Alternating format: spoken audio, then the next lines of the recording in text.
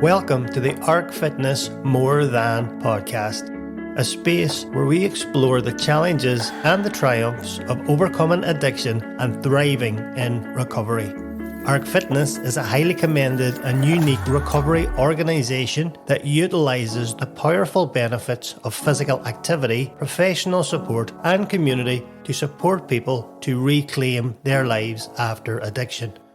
Each episode features conversations with individuals who have lived experience of addiction, as well as experts in the field. And together we will share stories, insights and tips on what it takes to break the cycle of addiction and to find a path to healing, growth and potential. We believe that everyone deserves a chance at recovery, no matter what their background or their circumstances, and that we are more than the problems that we face. Let's get started. Hello everyone and welcome to the second installment of the ARC More Than a Podcast. I'm your host Matthew Norrby and it's been an incredible 9 months since I've joined the ARC family.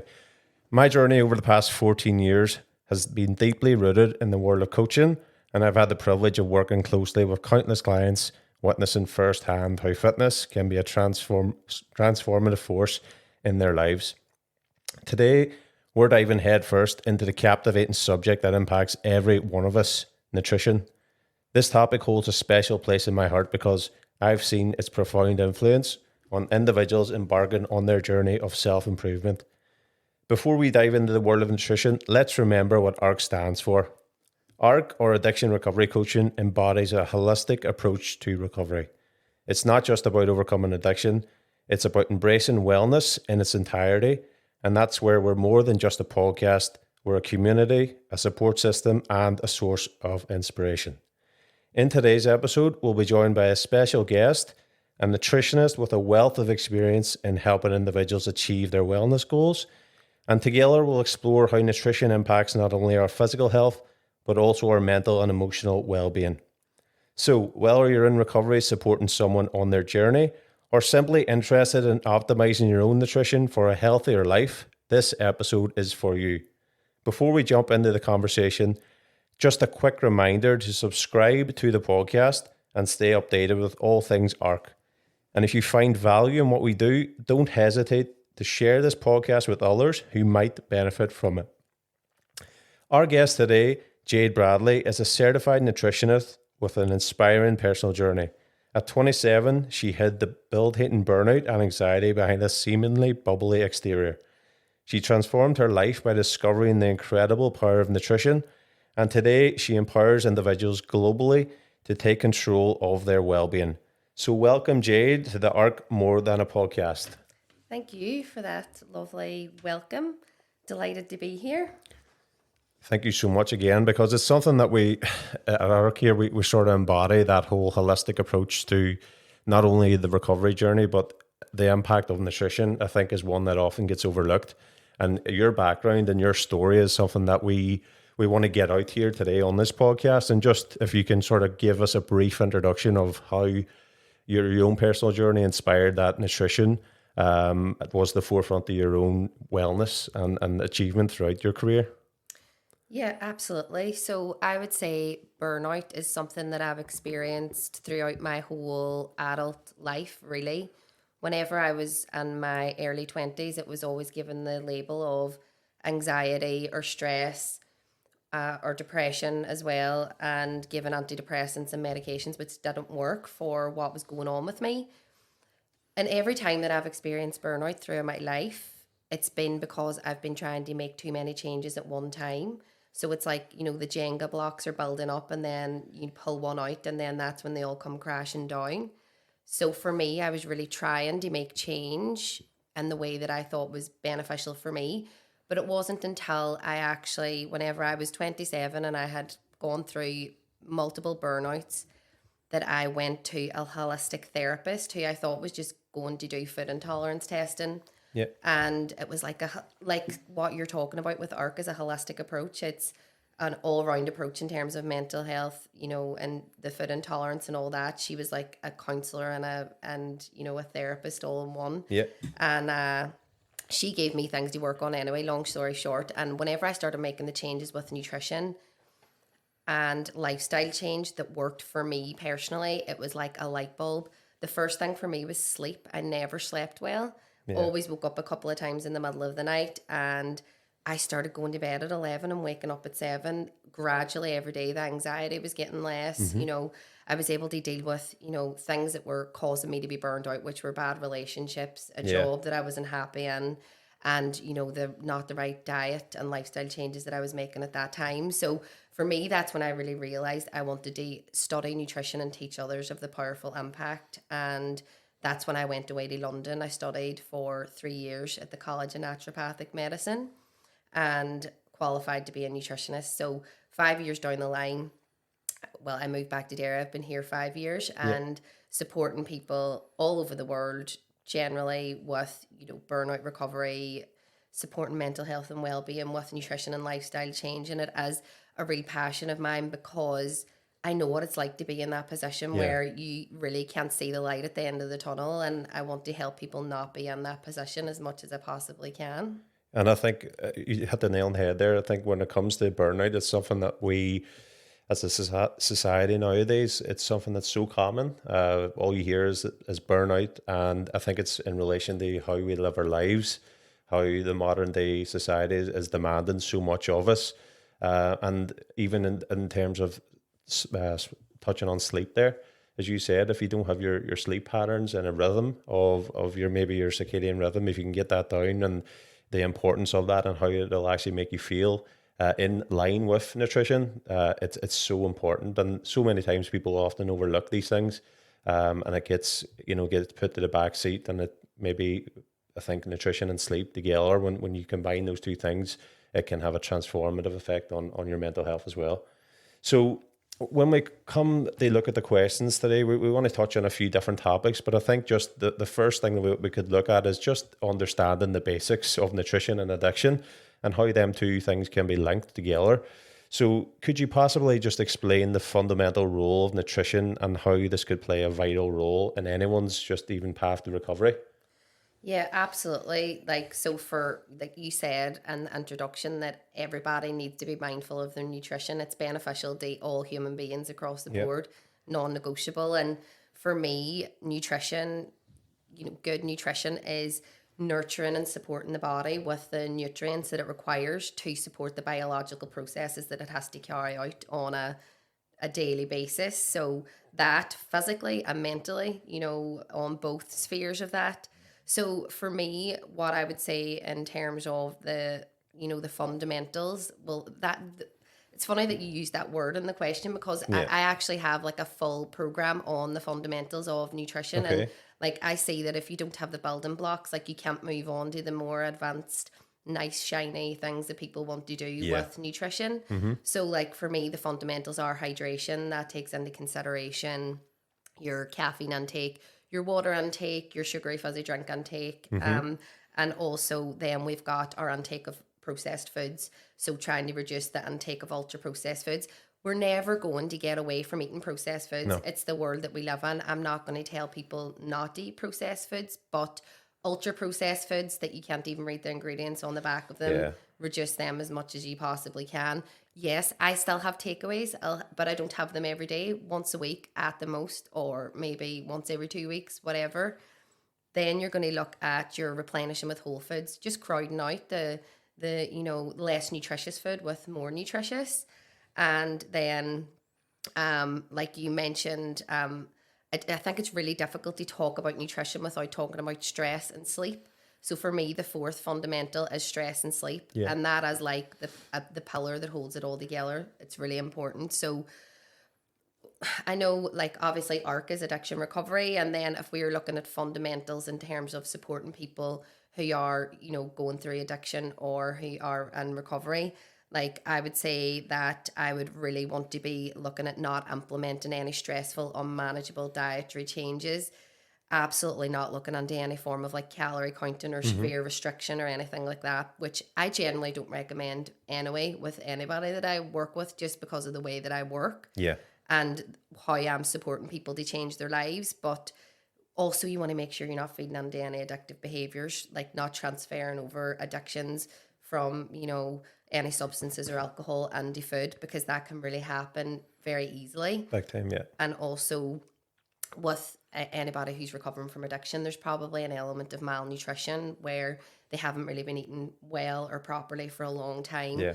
It's about supporting them to be able to teach their body how to be hungry again, and getting that mind-body connection happening again. So those are a couple of things that I would consider with that. Yeah, no, I think that's spot on. And just even in my own experience as well, from working with clients one-to-one throughout the years, I think you've mentioned there, just introducing that on a slow basis of, it doesn't need to be 100% correct when it comes to cutting out everything that you're already doing.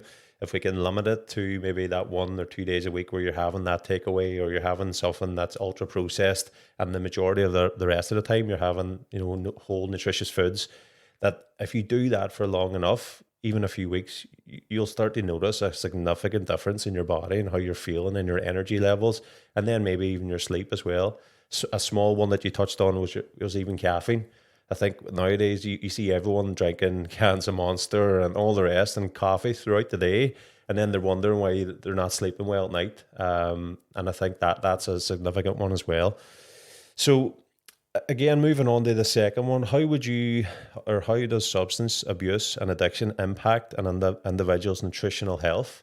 So I think you already touched upon it there in terms of malnutrition, maybe in some cases where people just ain't getting enough nutrients. So what would your views be on that?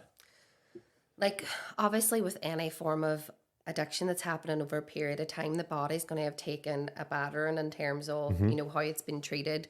That can show up in lots of different complications. It can show up in, obviously, liver disease would be a big one. Cardiovascular disease, blood sugar imbalances, diabetes can come on as a secondary from addiction. A lowered immune function, like mood disorders, depression, anxiety. In terms of like inflammation would be a big one, and especially gut inflammation, because the digestive system's going to have taken a real, it's going to have a toll on it over that period of time. So we will expand on this as we go on throughout, but like that would affect a lot of nutritional imbalances and deficiencies that would be happening in the body. Massively, what I would be wanting to support somebody that's coming out of addiction is blood sugar regulation. Like, alcohol is essentially sugar. So your body is addicted to sugar, and then you're coming off that, you're going to have cravings, you will be experiencing a lot of mood fluctuations, and there's lots of things that will have an impact on, that will affect the foods that you're craving, the foods that you're able to eat. Now, there's lots of different things in terms of blood sugar regulation, and I think I could talk for 2 hours on that. But some things I would say is that people could do is just being mindful of their carb choices, like even just trying to switch from like a lot of white grains to whole grains, and eating more whole foods. You touched on caffeine a while ago, and there's a lot in the culture that people have now of a cup of coffee or tea before they even have anything to eat, or fasting and then having coffee. Now, if you're having caffeine first thing in the morning without eating, you're literally just sending your hormones on a spiral for the whole day. And especially if you're having cravings or blood sugar regulation issues, I would say one thing that you can do to support that is make sure you eat something before you have caffeine. Yeah. Because obviously if you're in addiction recovery as well, there's a lot of stress. There's, a lot of cortisol levels, all over the place. So that would be one of the main things I would be doing with a lot of clients that I support a lot of women with hormone balance and stuff as well too, but it's all feeding into the same things. And like supporting that, it as a sugar addiction, essentially, is it's one of the most difficult things for people to overcome, and that I experience with supporting clients, I would say. Yeah, absolutely. And I think just to touch upon that a wee bit more as well, in relation to the caffeine, is something that I've personally experienced the last few months, where I was always that person that getting up in the morning and the first thing I did was reaching for coffee because I thought that I needed it to kickstart the day and stuff like that. And I've trialed with eliminating that for at least 2 hours before I actually have a coffee in the morning. And the first thing I take in the morning is electrolytes. And the difference even that made to my energy. And throughout the day then, I don't feel like I'm getting that burnout or crash later in the day. So as you said, that's in relation to just letting your own cortisol levels rise naturally in the morning. And caffeine blocks that. Caffeine blocks your adenosine levels in the body. So that's something that maybe someone could trial out if they feel tired throughout the day and constantly reaching for coffee or caffeine. Maybe trial doing that in the morning before they ever go on the, even just having some nutritious foods as well. So Absolutely. for someone else as well, then what would you say if someone was just like, where do I start? What's the nutrients that I should really be focusing on, just even in relation to someone who doesn't really know what they should be having on a day-to-day basis anyway? Yeah, absolutely. So in terms of in recovery, well, first of all, I would say I don't just recommend just depending on supplements or, to supplement a bad diet or, but I do get that if somebody's really struggling with even being able to tolerate food and stuff like that, then there would be an element of supporting with more supplements in that early stage. So a lot of the time, because of the inflammation in the gut, there would be a lack of B vitamins. So essentially like B6, which supports a lot of like energy and balance in the body, especially immune system, brain health. So if you're looking at a food source of that, it would be, a lot of like animal sources like liver or fish or some small amounts, and you would get in chickpeas and stuff like that. So like outside of just getting a supplement for that, you could look at increase. I would always encourage people to increase the foods where they can.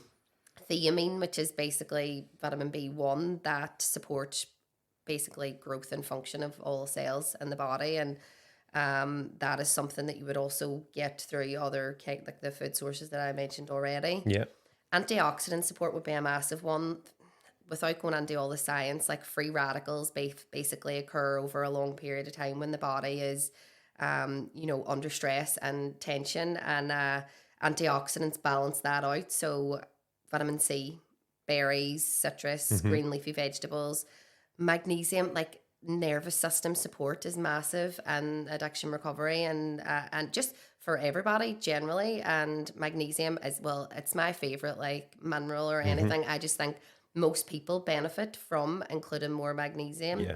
Soil's really depleted. You don't get as much of it in the vegetables and the foods that that you generally should. So magnesium would be a good one. You can supplement it, or even Epsom salts like baths and stuff would increase your magnesium. But food sources would be green leafy vegetables, whole grains, nuts, seeds, legumes, and stuff like that. So those would be some that I would focus on. But just getting more veg in, getting more your whole foods in as much as you can. Whether you have to do that in shakes or whatever way you have to try and do that, but soups and stews and things like that are easy to get absolutely. in. I think that's you covered everything there and that. And this isn't to say that you need to go straight on the web or on the internet and order a bunch of supplements and think that that's going to solve everything and fix it. I think just by focusing on those simple foods that we can start there, because you can't just rely on supplements alone. But you're right in saying as well, like this foods that we consume now compared to maybe 50 plus years ago, we're definitely not getting enough nutrients from that alone, and that's why we have to use those supplements to top it up. So that's a perfect start for someone who might not know where to begin. And then moving on to the impact of mental health and nutrition as well. So how does nutrition influence mental health, and why is this important in the context of addiction and recovery as well? Yeah, absolutely. I think it's only in the past, say, maybe 5 or so years that the topic of the link between food and mental health has really opened up. And, mental health can obviously be a wide spectrum. It can be really severely debilitating, chronic psychological disorders, things like OCD or, really chronic anxiety, depression, clinical depression. And it can be just then, maybe if somebody's coming towards the other side of addiction recovery and it's just burnout and brain fog and things like that. Like I say just burnout. Burnout is not like a just, it's very debilitating as well. But, there's lots of different ways to help and support. what I would say as in recovery, there's going to be a lot of like neurotransmitter imbalances and hormone imbalances, especially dopamine. Dopamine, like alcohol and substances, will have been used for a period of time, and that would have been a dopamine hit for the body. That's been taken away. That can then affect really low moods, and that can feed into making the process really, really difficult. So, I would say that generally what you want to do is feed into vagus nerve support, and like obviously it's not, whenever I talk about nutrition, I talk about that along with lifestyle change as it's a cat, they're together as a cat, like they're connected. So like vagus nerve support, like literally like relaxation, even like a lot of people do cold water therapy now. Yeah, we see that's big time on the rise. But that, even, you don't need to go, even if you can't go to the sea, what I get people to do is just fill the sink with really cold water, put your face in it, and put your wrists in it. That is a connection to the vagus nerve as well. That is something that can help to support production of neurotransmitters and all that as well. So, there are little things that you can do that can, the way that I like to support people to make changes, realistic solutions to everyday obstacles, really small changes that you can just slot in for like a minute or 2 minutes within the day.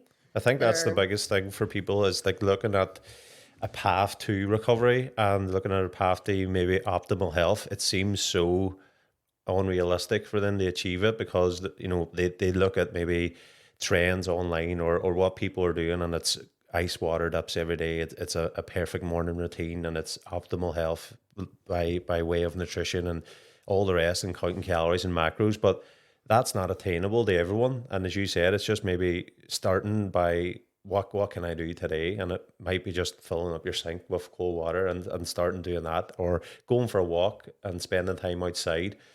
Which I think embodies what we do here at ARC. It's our whole approach is, as you said as well, if you eliminate that dopamine, which might have been received through alcohol and drugs, and we're replacing it then with the likes of exercise, and then even just eating well, that has a profound effect. And maybe then someone starts realizing the benefits of that, they're sleeping better.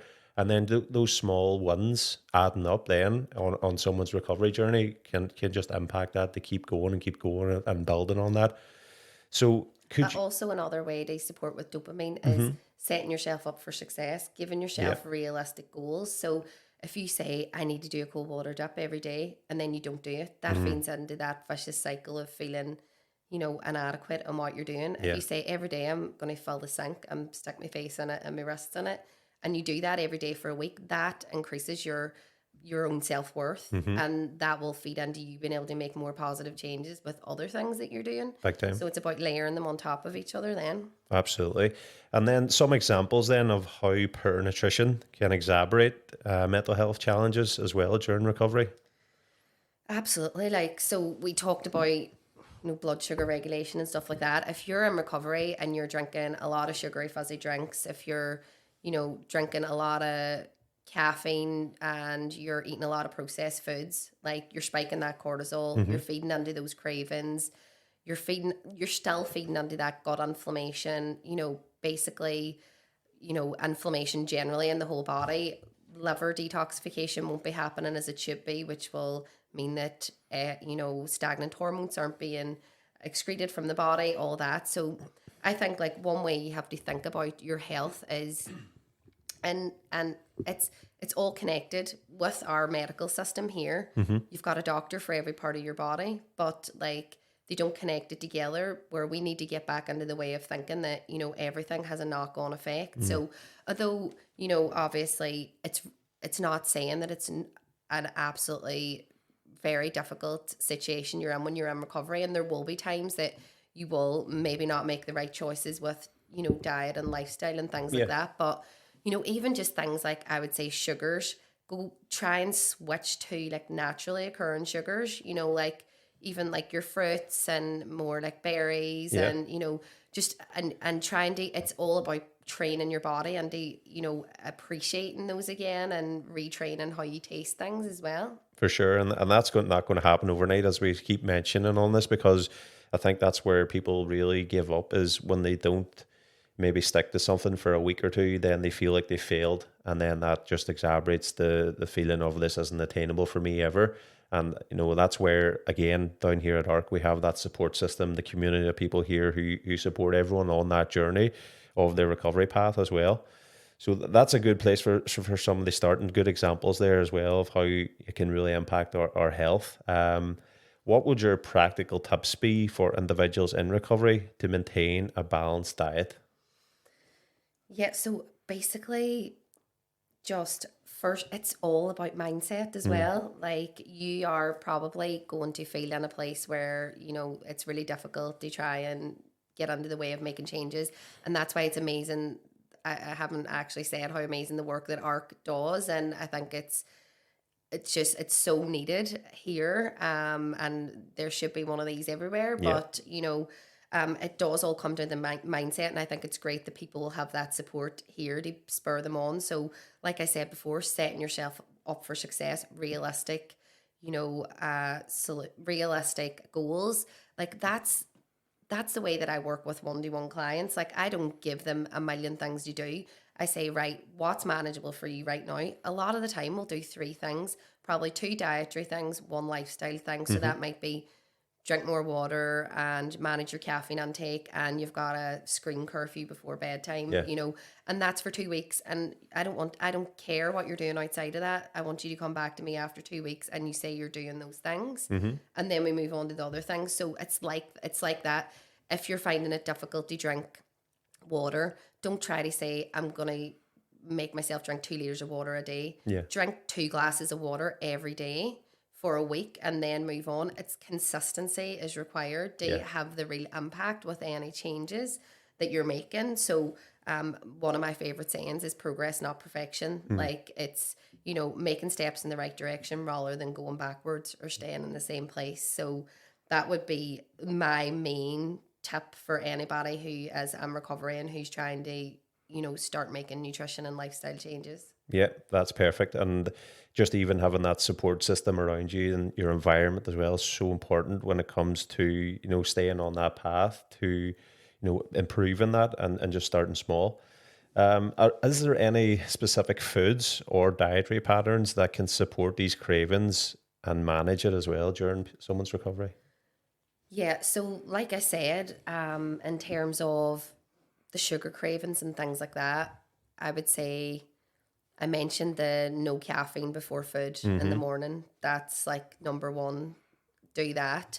Also, the way I try to explain it to people is, if you start off in the morning with a high carb or a high sugary breakfast, you're setting yourself on a roller coaster for energy crash and dips throughout the day. So whether that's a whole pile of bread, or a bun or whatever it is that you're having in the morning time, you're literally setting yourself up for the 10 a.m. crash where you need a coffee or a cake, then the lunchtime crash, then the afternoon crash, and it goes on. So I would say start off with a protein and fat rich breakfast if you can. That can be like a smoothie. That can be also normalize having veg in the morning time. A lot of people think it's weird, but like, you can throw it in with anything, eggs or some people have like fish in the morning. Like, it's, just a protein and fat rich breakfast will literally, people think, oh, it's smaller, it's not going to fill me up as much. When you start having that, you will feel full until lunch. Like, generally, if you're eating a more balanced meal, you don't need to snack all the time in between as well. So, but with cravings, it'll be a journey of, making those changes incrementally, but then obviously switching to like the natural sugars rather than the highly processed sugars, and just things like staying hydrated, like, making sure you're drinking your water. Cinnamon is really good for managing cravings. I get people to put like a cinnamon stick and water and sip that throughout the day, and that can help to manage cravings. So those are a few things that people could probably start doing straight away. Obviously, there's more in-depth things whenever you look at personal cases and what's going on, but like, those things are really powerful. Never underestimate the power of making those basic changes. I think that's so. You mentioned as well about like, if you eat something out of the ordinary, you can be judged on that.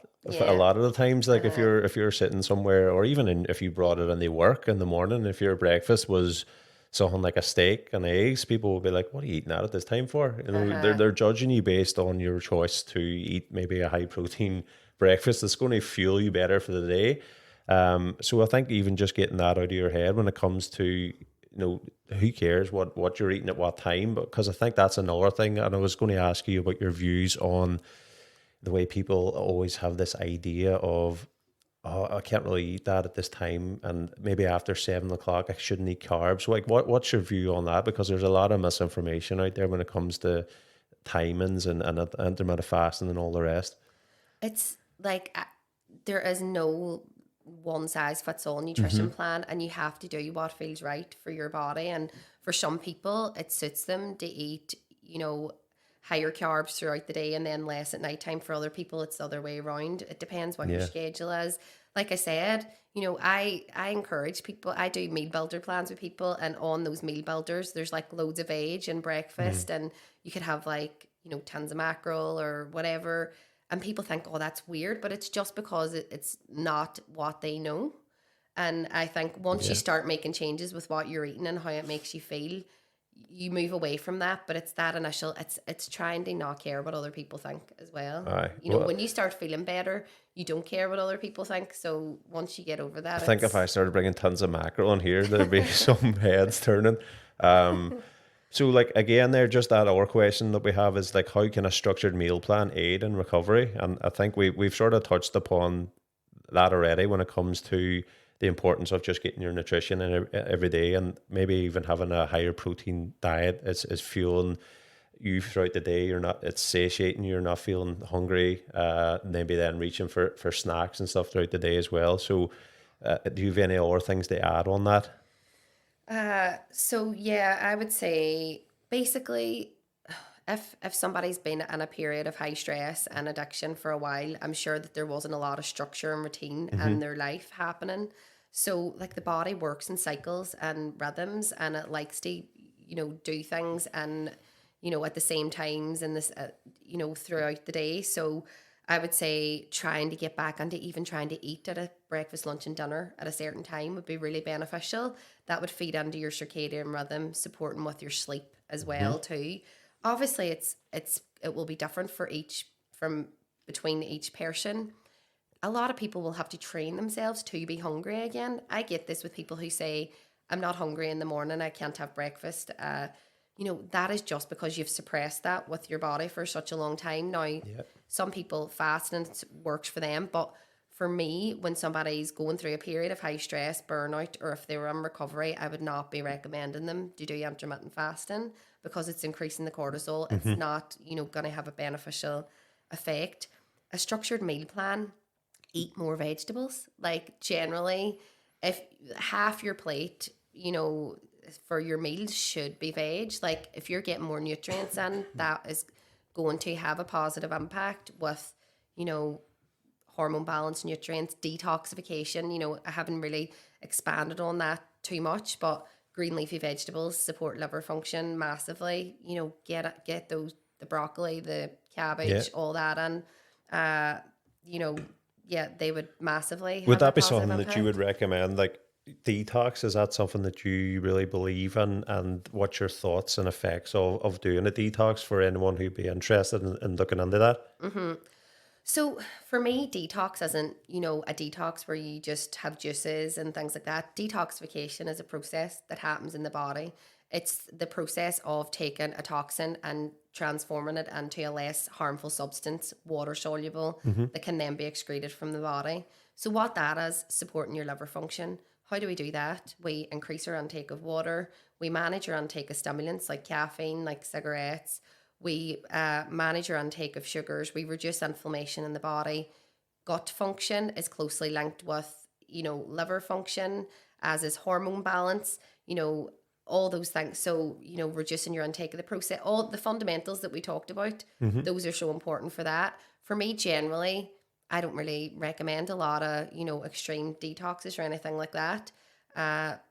It's just not something I really do, but you know, there are benefits that people have with it, and that's fine. But I would say do the basic things and do them really well, and you will support detoxification in the body. Yeah. You know, And I think that we have a chat with Darren today, and we just mentioned about like how the process and the successes and the mundane consistency, repetitive tasks day in, day out. And that's where, a lot of people struggle, is because it is sometimes a bit monotonous eating clean, healthy foods all the time, when you can just go and grab a takeaway that's convenient and it's 2 seconds and it tastes amazing. But then it's the knock-on effect of how that's actually making you feel and how it's not supporting your body and getting the nutrients that you need. So, in your experience, then, how does focusing on nutrition contribute to long-term success? And that's not just even relating to recovery; that could be related to your own background as well, and your own clients and the work that you've done with them. Yeah, it's feeding into that sense of you are worth treating well, like you're worthy of the care and the nutrition and the lifestyle change and all of that, and like you mentioned, the quick and easy option of grabbing a takeaway and whatnot. But when you start making that change, you think, I feel awful when I do that. So, although, and what I would say is it's the word won't come to me. It's just changing how we look at a treat. A treat, as in, we think, oh, takeaway's a treat, but really, is that feeding into your long term goals and how you want to live your life? Do you want to live a life full of health and a long life? Well, that's not feeding into that. Yeah. But if I am eating more vegetables and looking after my nutrition and, limiting that takeaway to once a week, then is that feeding into my long term goals? Yes, it's reframing it.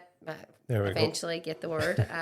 So yeah, I would say it's all feeds into that, feeling like I am worth making that change, and then that will fuel you on to make more positive changes. So Yeah. it's all on the mindset as well. Mindset's huge, yeah, when it comes to it. So, what role then does nutritional education play in maybe that relapse for some people, or just even in general, and falling back into old habits and routines? So, what would your view on that be? Yeah, we're all going to get times when we fall off the wagon, and it's about not staying off for so long and getting back on again. So it's not like, right, well, it's Tuesday and I've slipped up, so I'm going to wait until Monday until I get back on board again. Just start the next day. What you want to do is always feed into supporting positive energy levels, mood, all that, and sleep, and that is always where you're going to want to get back to with anything that you're doing. So I think, yeah, nutrition education and nutrition support is really important with that, because if your body isn't in a place it's not, supported with the nutrients or minerals, vitamins that it needs, then it can't, carry out those biological processes, hormone balance, neurotransmitter support, gut function, all those things, detoxification. So yeah, I would say definitely it's very important, and it's basically just a summarization of all the things that we've already talked about. If in doubt, go back to the fundamentals. If in doubt, am I drinking enough water? Can I step up my game with that? Yeah. You mentioned electrolytes earlier. They're amazing in terms of, even I could tell you stories about cases with people who have been going down the line of getting diagnosed with chronic conditions. Doctors couldn't figure out what was going on, but then they're going to give them a diagnosis of chronic fatigue or whatever. And whenever I started working with them, I was like, you're dehydrated.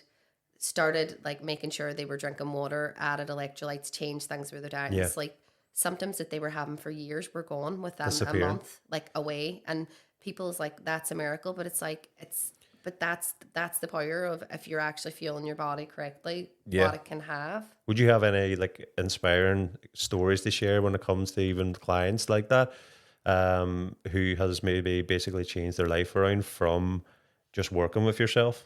Yeah, so like that particular case that I just mentioned there, it was a lady and she was at the doctor's for years, and chronic debilitating headaches that were literally affecting her ability to work, her ability to look after her child. And then she was just at her wit's end. She had been to every specialist. They were looking at diagnosing her with chronic fatigue or ME. And she was like, I just really don't think that I have that.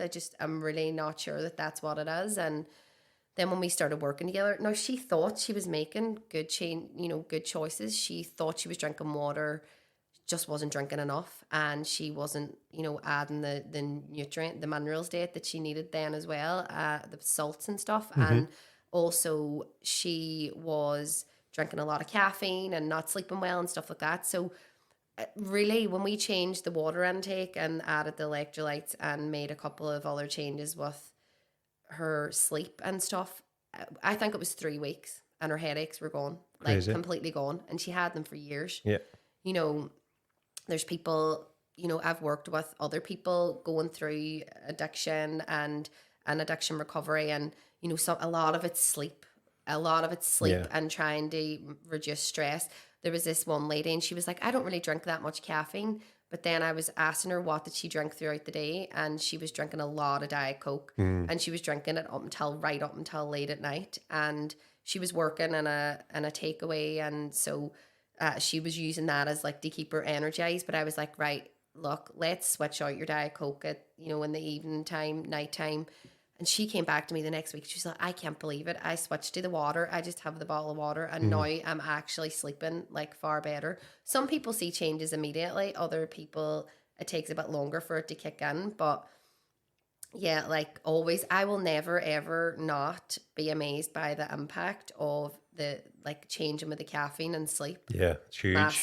Massive impact. Like for me, caffeine was a big one. I don't have caffeine at all anymore, just You've because eliminated it. I don't tolerate it. It comes without going down a rabbit hole. Like caffeine tolerance comes down to genetics as well, and we have got certain DNA SNPs that some people can tolerate caffeine, some can't. I can't, and I knew that I couldn't. So how did you know? Like, what was the telltale sign?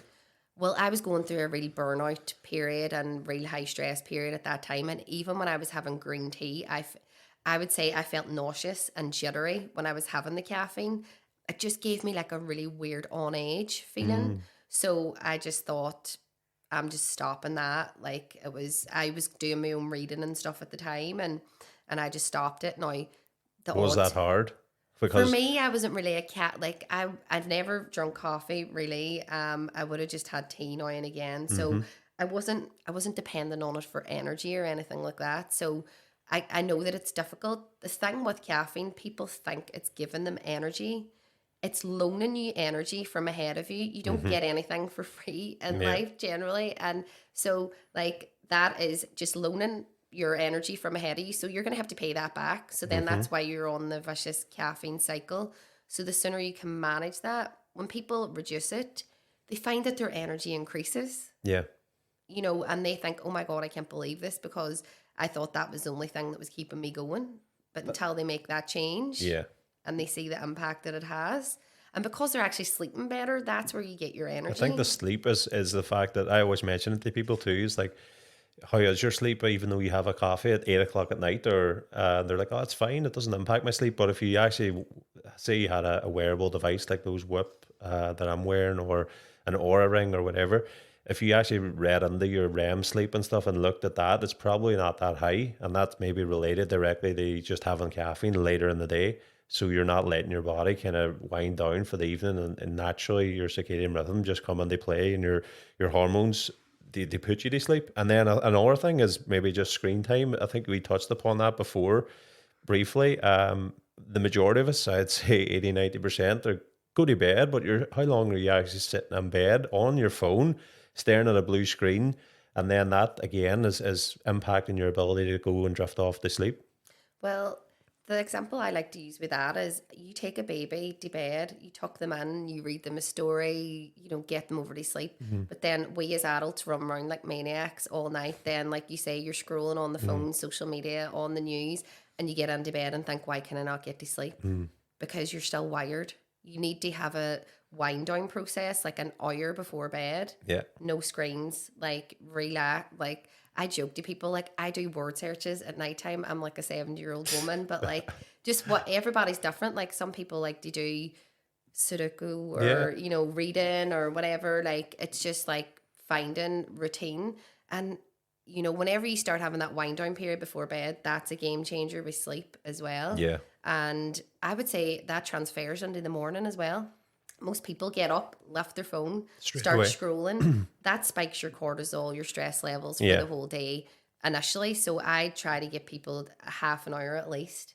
In the You know, when morning. you're waking up, Yeah. not going on your phone. I think it's easier said than done. Like they say these things because I'm guilty of it as well. Like I've had periods where I was in a great routine where I was going to bed and I wasn't lifting the phone, and especially in the morning too. The first thing I wasn't doing was grabbing the phone because you might read an email, and it's not a great email, and then that Exactly. sets your tone for the day ahead. You're already stressed before you even had your breakfast. So those things are so important when it comes to try and eliminate that one by one, even if it's a small thing that you can Do do. one thing for a week. Yeah. Like start off with, and I say to people, if you find an hour at night unmanageable, Mm-hmm. half an hour. Start with half an hour, and then build from that. It's better than not doing any at all. And Yeah. if in the morning you find 30 minutes difficult, start with 15. Keep your phone away from your bed. Mm-hmm. Just don't keep it in your bedside locker, the other side of the room, or even outside of the room. Get an alarm clock. Once you set up those routines, it's not hard. Yeah. And then when you fall out, you don't really fall out of it because it's just your go-to. That is your Norm. your normal. Yeah. Yeah. I think it's even switching off your notifications at a certain time at night. That's huge. Notifications are the devil. Like They are. honestly, I can't have them on my phone or I would be so distracted. I think the CEO of Netflix was on an interview before, and he mentioned like the view and the standpoint of like what Netflix is about is like waging a war on sleep, and it's Really? true. Oh my God. Because of the many times that I've sat and watched an episode at night, then it turns into 2 and then 3, and then before you know it, it's 2 in the morning, and you're up at 7, and you're like, why did I do that? And then again, the notifications And come up they in the phone. start so quickly. The Yeah. episodes Ah, just you don't get a chance. Uh-huh. So those things are so important, and I think the majority of people listening to this can probably reflect on that too, and look at themselves and their own patterns and routines, and maybe just take inspiration from trying to change a few of those things. But guys, that is the majority of the topics that we wanted to cover today. I want to thank Jade for her valuable insights and expertise. If people want to know where they can contact you, Jade, where can they find you? Generally, Instagram would be the main place, so I can give you my Instagram handle. You can put it in the Yeah, I'll put it in the under the notes. yeah, absolutely. And your website, just for anyone. Website as well, restorenutrition.co.uk. Yeah, you can reach out through the website, through social media, whatever, and whatever I can do to help or support people. Perfect, Happy Jade. to do that. Thank you so much again for your time today. And guys, remember, if you love the work that we do, you can become a patron, supporting us by visiting our website, www.arcfitness.uk, or check our social media channels. Thank you all again for listening today, and remember to like, share, and follow for more. Cheers.